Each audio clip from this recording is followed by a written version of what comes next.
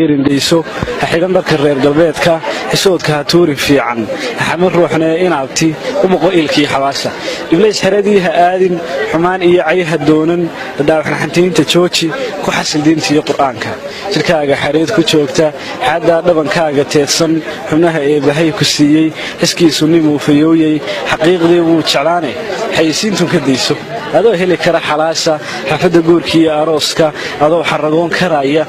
maxaad ka fiid ku joojay rag baa jira xaasidiin ah qalbiga ka xadi ku iibsan xariifiin baa ku raadsha xirfado gaar ahna yaqaana xayraan baa kugu wareegsan adiga ku sita xajiimo waxaad xulataa nin diin leh xamdiyo tukado salaada xakiimkiisana yaqaana qudhiisa ninkii xisaabsha ninkii xoolaha agoonta xaqooda ilaalinaya nimaan aadmiga xumaynin nimaan ximin ruux tisqaaday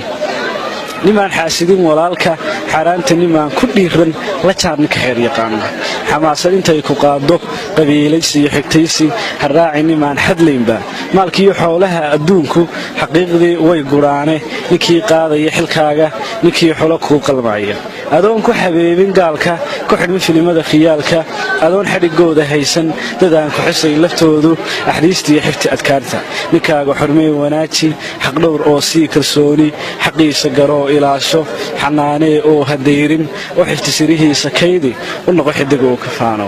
ayuun kaa caban xigaalku ayaan lagu dhihin xisbeela garaadaran xumo qorsheeya runacab garashada xabaala xintama keligeed abraara iskeed iska xiiqadaala fudfud xuufiyo dabaysha ayaan lagu bixin xishoodla